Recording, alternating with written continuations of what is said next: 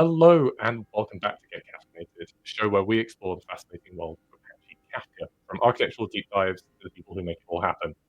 I'm Hugh, your host, and I'm excited to be back for our third episode. As always, we've got a coffee on us for our live audience. You'll find a link to claim your voucher in the chat. Quick reminder, it's currently available in Europe and North America, but we're working hard to expand this globally for future episodes. Before we dive in, I'm excited to announce that we're launching the Get Kafka-Nated blog this week, a written companion to the podcast where we can explore the technical concepts we touch on here in a much greater depth. This week, we'll be sharing a deep dive into diskless Kafka performance testing with real benchmarks and production configurations. You can find all of this over at getkafkanated.substack.com. And if you subscribe, you'll get weekly technical content plus updates on what's happening in the Apache Kafka community. Today, though, we're diving into one of the most ambitious architectural proposals in Kafka's recent history, diskless topics. I'm delighted to welcome Greg Harris, the open source software engineer and contributor to KIP 1150, which introduces diskless topics to Kafka. Welcome to the show, Greg. Thank you so much, Hugh. I'm very happy to be here. So, hi everybody. I'm Greg. Hugh gave me a great introduction, and I'm very excited to talk to you about 1150 today. Awesome stuff. So, just as before we dive into 1150, a quick question on that point around being an open source engineer. What's it like to be a professional contributor to an open source project like Apache Kafka, and how's it different to maybe some other sort of engineering roles? Well, in one word, it's fantastic. I love being an open source engineer. I love being an open source contributor. I really love working on open source software. It really it distills a lot of the values that I have for software and distributing it to people that really need it and make a lot of use out of it. And one of the best parts that I like about it is basically not wasting work.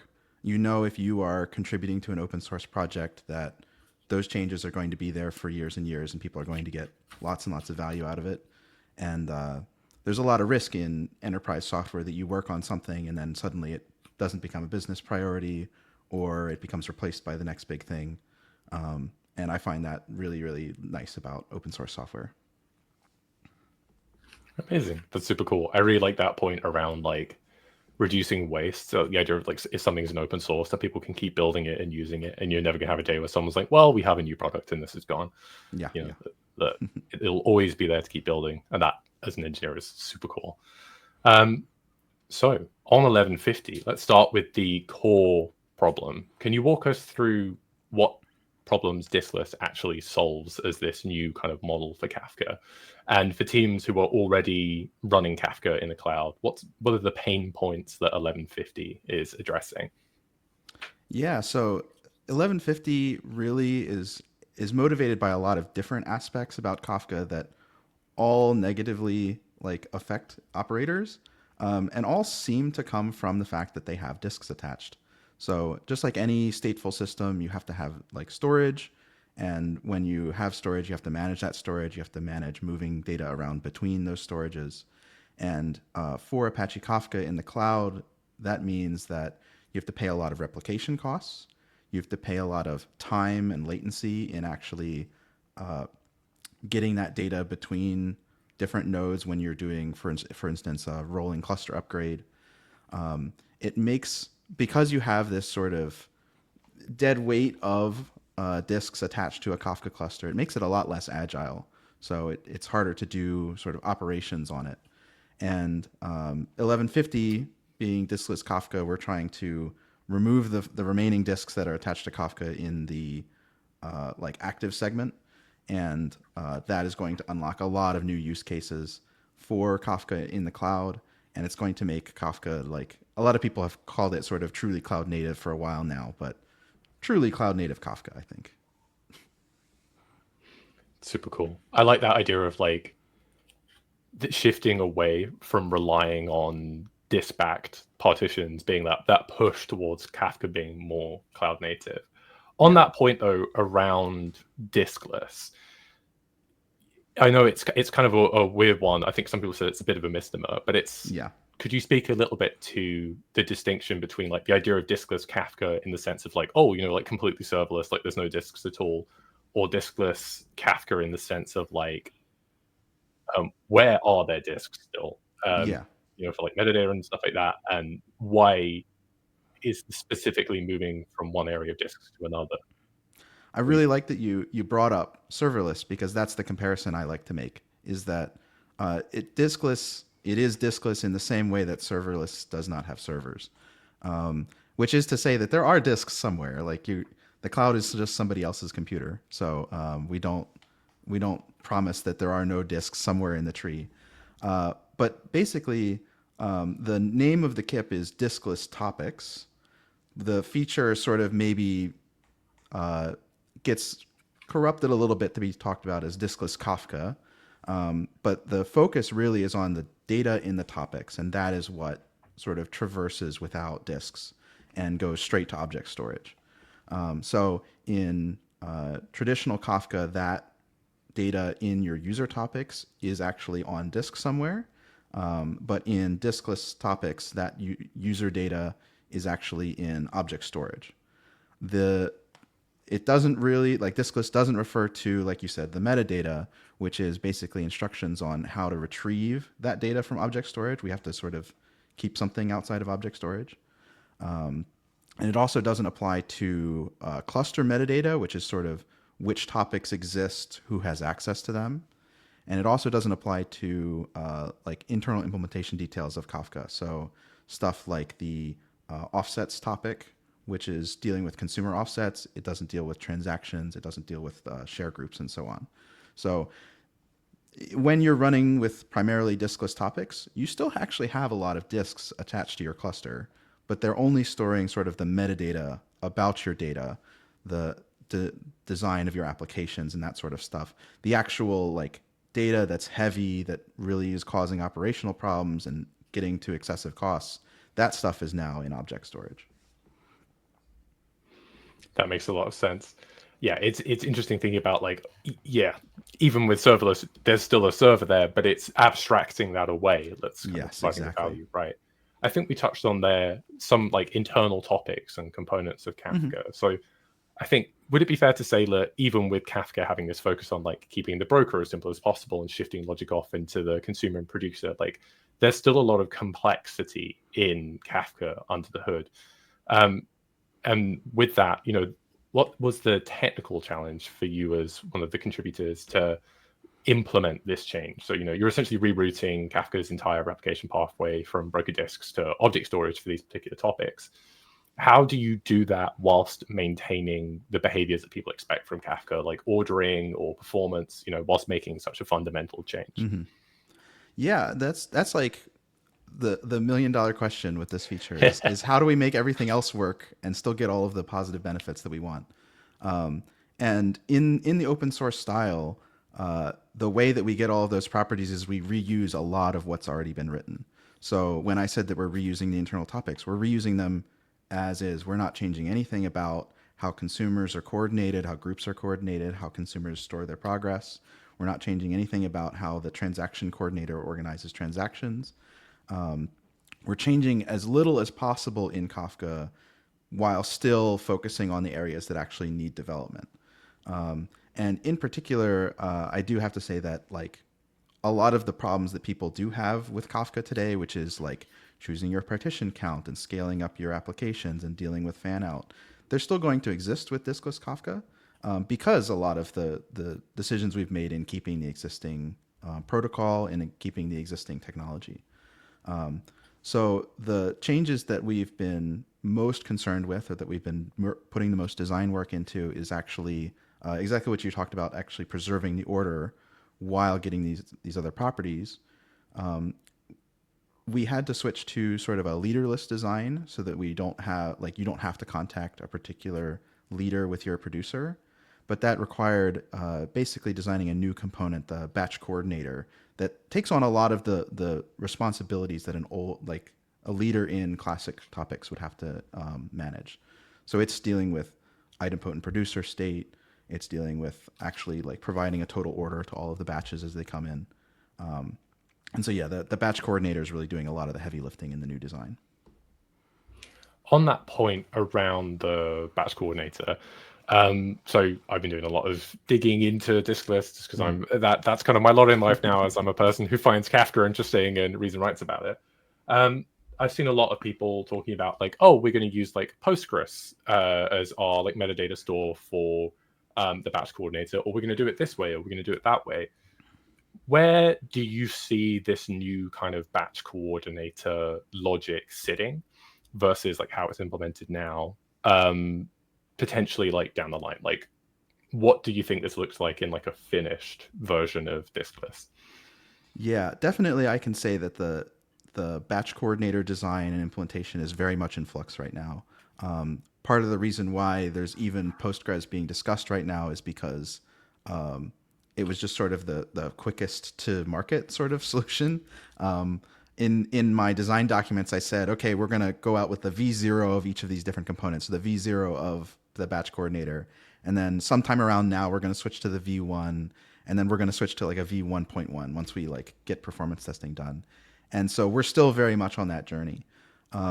Where I see the batch coordinator going is either it remains pluggable. We have a sort of topic-based batch coordinator that we're going to try and get into the mainstream or get into mainline Kafka, and I expect like almost everybody to use. And then possibly again, if it remains pluggable, I could see somebody substituting a very scalable storage system for the batch coordinator, something like Spanner, for example. That design is sort of up in the air right now. It may not be pluggable in the future, and it may be that the topic-based batch coordinator is sort of the only game in town, which is not a bad thing because it means that there's less stuff to set up. You just plug your Kafka into like a backing Kafka topic, and now you don't have to deal with a second Postgres instance. So that's where I really see it going, is that we have basically classic topics handling the coordination for diskless topics. It's sort of a self-hosting manner. That makes a lot of sense. I like that as well from the perspective of someone who has to operate Kafka. It's like, oh, how can we reduce the number of components here as much as is Yes. humanly possible? Yes. I imagine that's also very attractive as as a contributor and a maintainer of some of this code. Is like, well, let's use what we've already got because we know it works, right? Like Yeah, rather yeah, than yeah. having I to mean, reinvent. with the advent of KIP 500 and the removal of Zookeeper, there's a huge focus on making Kafka sort of as self-contained as possible. And we've seen that in the tiered storage design where Kafka doesn't want dependencies on all of the different blob stores. And so we have to have out of tree plugins. And I think that we're going to see a little bit of that to continue, where we want Kafka to be as self-sufficient as much as possible, and sort of like you stop at the object store boundary. But yeah, there's a lot of stuff in flux there. Touching on removing Zookeeper and other kind of Kafka improvement proposals that are sort of have made a really big difference recently. I mean, removing Zookeeper has been awesome from the Mm-hmm. perspective of operating Kafka. No noise on Zookeeper. It's just a lot controversial take. It's a lot more fun and easier to use KRoff than Zookeeper. Who thought? Yeah. Um, but this KIP, like some of those others, has been structured kind of like as a motivation KIP, right? Which in the sense that you have the parent and then you have multiple follow-up implementation improvement proposals. Mm-hmm. I think we're seeing that a lot more now in the open source space potentially, but I think that's kind of different from maybe how things were done a while ago, where you'd have like well, this is the feature and we're dropping it all in Yeah. one go, right? What's the strategy behind sort of breaking up a change like this in this way into lots of these smaller KIPs? A lot of the motivation behind sort of splitting it up is just to make it easier to review, which is a classic in PR reviews and stuff like that. And it's really important in the Kafka community because there's a lot of discussion that goes into like the KIPs themselves. There's a lot of stuff that gets planned out before the KIP even gets approved, and then afterwards, like the PRs just sort of like do themselves essentially.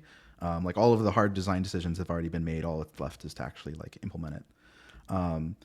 And at least the strategy for us definitely was to try and get the community behind the need for this feature first, and the specifics of how we were going to do it sort of second. So a lot of the language in KIP 1150 and some of the stuff that I think is most potent is saying that competitors to Kafka have this feature. Why don't we?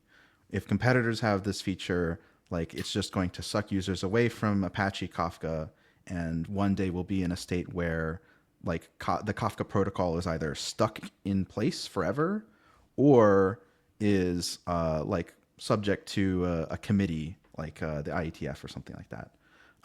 And I think being a Kafka contributor, I really want to see the Kafka project own its own protocol and be able to continue innovating and not sort of involve or not get into that state of community yet.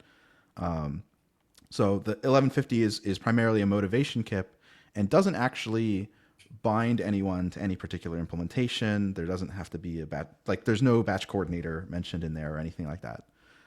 It's just a simple, hey, we need a way to like save on replication costs. We need a way to like use object storage natively that isn't tiered storage. And all of the subcomponents are just sort of like what is reviewable at the time. So we have a core KIP that discusses the overall architecture, and then a whole bunch of KIPs that sort of slot in saying like this is how we do this aspect of that core KIP functionality. This is how we do this other aspect. With the goal that the conversations on each of those can be productive and we can sort of make forward progress, and that we don't get sort of stuck in bike shedding, or we don't provide a KIP that's so big that it's unreviewable. Those are sort of what we wanted to avoid with this strategy. That makes a lot of sense. So would it be fair to say then that 1150 is as much kind of a making the case for a modernized Kafka and a future of Kafka where, you know, we're doing these sort of changes which support more like cloud-based use cases and things like that, and Yes. reducing costs for operators, as much as it is saying we have this specific technical idea and implementation that we think is a way of doing that, right? Yeah, 1150. I've been trying to promote it as sort of a big tent KIP, also, which is to say that we established the need for a feature like this, and we have a favorite, which is 1163. But we're open to ideas from other people about all of the other different ways. So we've seen two other KIPs related to 1150. So there's the essentially the auto MQ proposal, which is them trying to upstream their own interfaces into the project and be able to establish something similar to a diskless topic, and also the I call it the Slack proposal. Forgive me, I forget the numbers, which is talking about tiered storage for the active segment. So I think all three of these KIPs are all in the same space. They're all sort of under 1150. You could accept 1150 and then accept any of the others.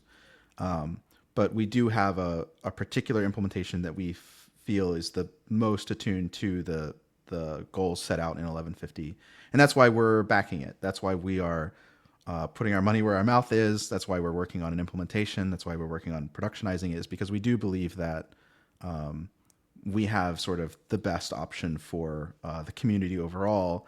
We just sort of have to work with the community to make sure that they understand that their needs are met with the implementation, that all of the sort of pieces fall into place.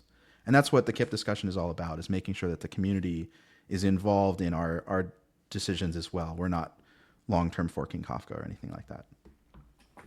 That makes sense. And yeah, I can see that as an important distinction, where it's like you don't want to be in a position where you're like, oh, we now have a new offering which is based on Apache Kafka. It's Apache Kafka compatible, because like there are already offerings out there in potentially in Red Panda and elsewhere where it's like, oh yeah, well, Yes. there is an equivalent of a diskless offering, but it It, isn't within open source Kafka.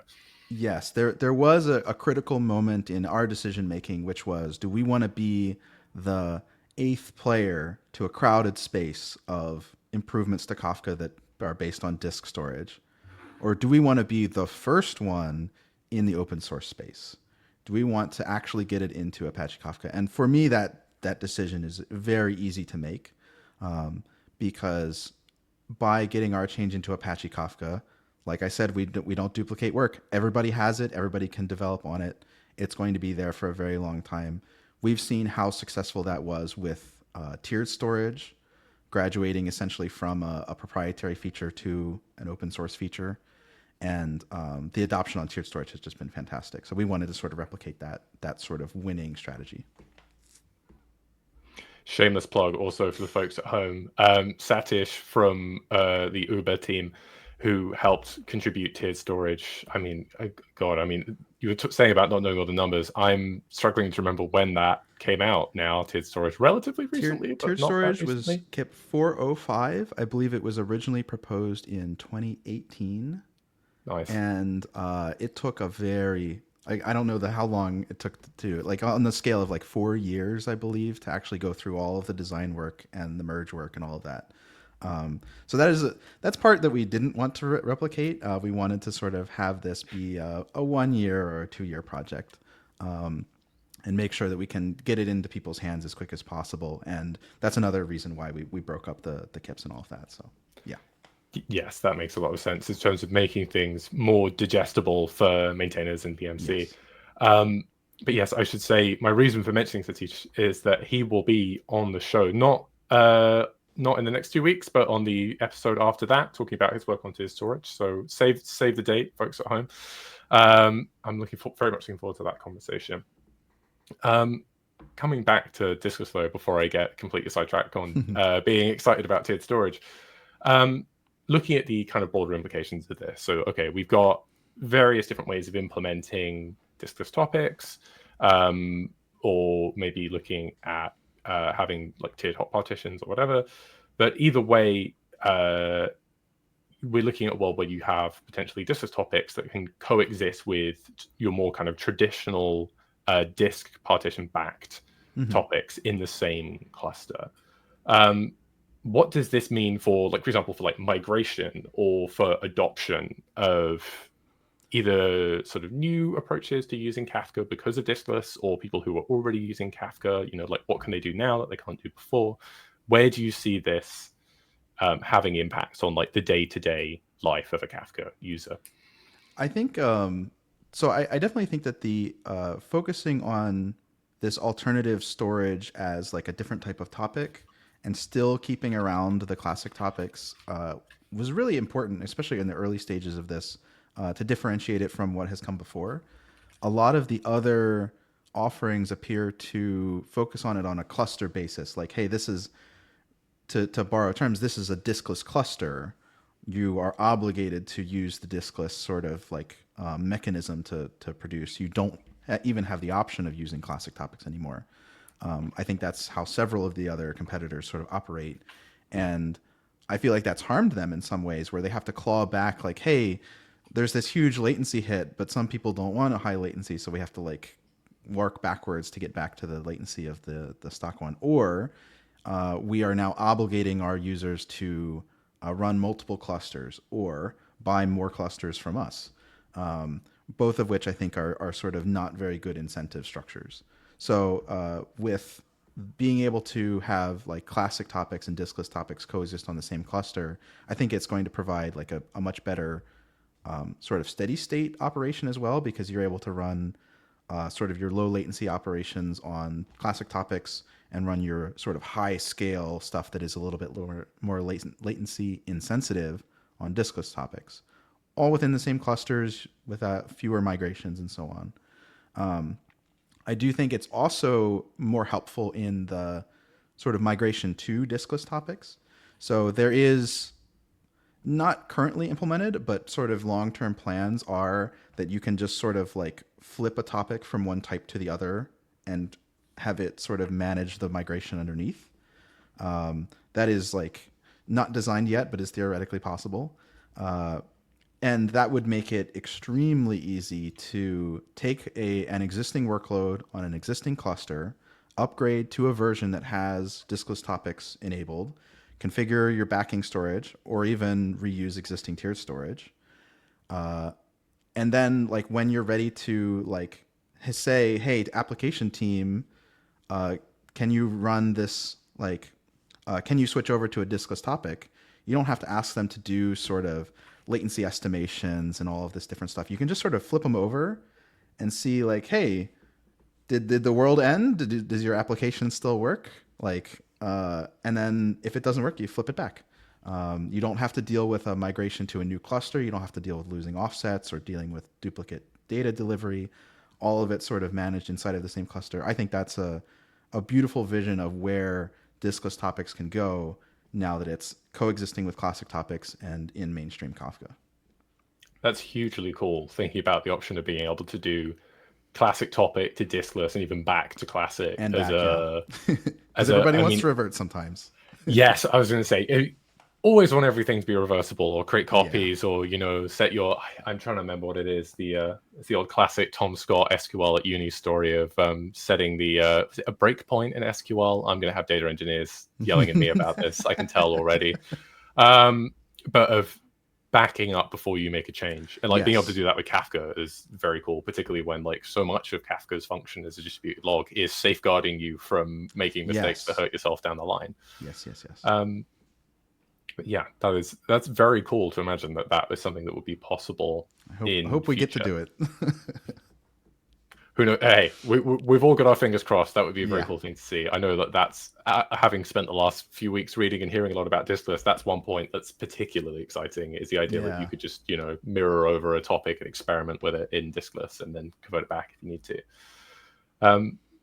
Circling all the way back to I think the very beginning of our conversation, talking about why diskless, other than that it's a thing that people do. Why is it so useful for saving on cost? So coming back to this cross-zone data transfer cost in a cloud environment, this being a big driver for doing this Yes. work. Can you talk a little bit more about how diskless specifically is eliminating this kind of like cloud tax for like ingress and egress of data? Yeah, sure. So, in a like traditional, highly available Kafka deployment, you want to have multiple replicas of your data so that if one replica falls over, you like still have it. You're still able to read from it. You're still able to write to it. I think that there's a lot of industries where data loss is just intolerable. You cannot pay for it. You cannot sort of risk it. So people run with 3 replicas very commonly. The next step, like once you're in the cloud, is now you want to be tolerant to not only one machine going down, but a whole data center going down. So let's say that like that single machine fails, you're tolerant of that. But if all 3 of your replicas are in the same data center in the same rack, and that rack has a power outage, suddenly your data is still lost.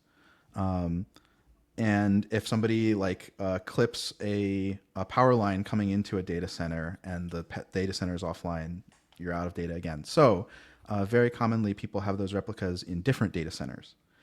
And one of the things that we've seen happen in cloud pricing is that you are charged for data that you send between data centers because it relies on relatively expensive like internet links, fiber links between those data centers. It isn't just sort of copper inside of a data center that's short runs. It's miles and miles of fiber, and the clouds are making people pay for it. So I think the classic is like 1 cent in, 1 cent out, which when you're talking about gigabytes, terabytes of data traveling through your Kafka cluster becomes a very, very substantial cost. And in the modeling that we've done of very high utilization clusters, so where you're making very efficient use of your machines, if you're choosing very cost effective machines, if you're optimizing your sort of storage, you don't have a lot of extra empty disks attached to it.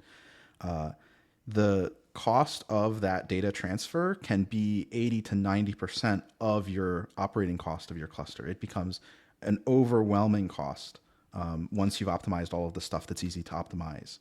And transferring data between data centers with classic topics, you can't optimize that. The data has to get across, otherwise you're not replicating it. That makes sense. Yeah, it is such a crazy figure that like 80 to 90% number. It feels kind of insane. It's like to be like, oh yeah, whatever way you do diskless, you can end up then having such a significant saving. I mean, yeah, Yes, yes. huge for Kafka. Again, circling all the way back to the beginning of our conversation, definitely not making notes as I go. I think I really liked your answer to, what's it like being an open source engineer as opposed to someone working on necessarily enterprise software the full time. And you're like, oh, it's fantastic, which again, I love that. And I totally get that feeling of like, oh, building something that people get to share and work on together is like super cool. What's your advice for developers who maybe want to get involved in contributing to projects like this one, or maybe people who aren't an engineer yet but would like to work as an open source engineer, or people who are already working on closed source who maybe want to work on open source? What would be your advice to them? I think that the best way to get involved in open source is to get annoyed with something you're using. So if you have a piece of software that you're using and it frustrates you in some way, and it happens to be open source, I guess that's the key problem. If it frustrates you in some way, turn that frustration into motivation to get involved, to go fix a problem, to go improve it, even if it's just for your case. So like I know that there's software I've been using where it breaks in my use case. I really want it to be like not broken. I'm not like going to wait for somebody else to fix it. So I get involved and I try and figure out what is going on, how does it work, why is it broken, and once you're able to do that, you're able to like make the change.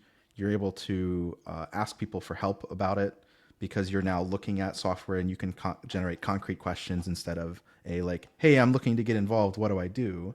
It's, hey, it breaks when I do this. Why? I think that's a much, much better place to get involved in the community, and is a lot of how I got into it. And so I guess like I feel like it works. Um, but yeah, having a problem that you want to solve and bringing it to the community is like a really, really good start. And the sort of skills for interacting with the community come naturally out of that because you're talking to people about software, you're working with software you haven't seen before, that sort of stuff. So yeah, that's how I would answer that.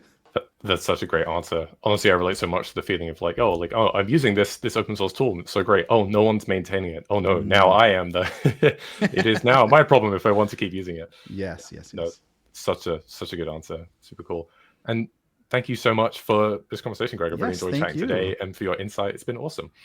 Yes, yes. I had a fantastic time. Thank you so much, Hugh, and thank you so much to our audience. I hope that everybody got something out of this.